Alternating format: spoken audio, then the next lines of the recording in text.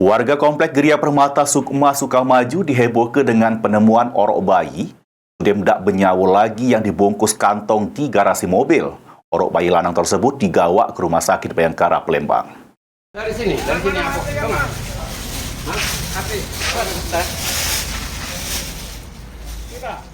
Juru keadaan dikerumuni lalat, mayat bayi terbungkus kantong ini ditemukan oleh salah seorang warga di garasi mobil di Komplek Geria Permata Sukma Sukamaju Sako, Palembang pada Minggu pagi. Warga kemudian manggil Ketua RT serta kepolisian Samo Babinsa untuk ke TKP. Henry yang pas itu lagi beberes rumah majikannya terkejut pas majikannya nemu kebungkusan yang sudah dikerumuni lalat tersebut disertai bau menyengat.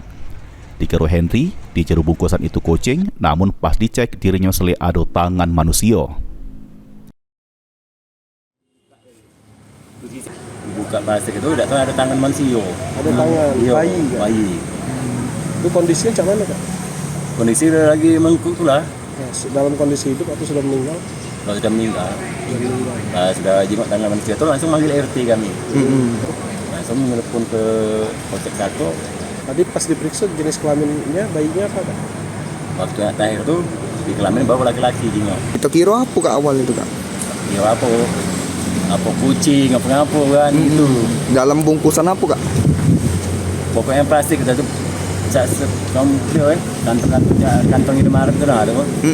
Nah, tidak tahunya di kantong itu ada baju dasar kuning. Baju dasarnya baju kan baru manusia tadi bawahnya. Polisi kemudian melakukan olah TKP serta memasang garis polisi guna kepentingan kepolisian. Mayat bayi lanang tersebut selanjutnya digawa ke Rumah Sakit Bayangkara Muhammad Hasan, Palembang.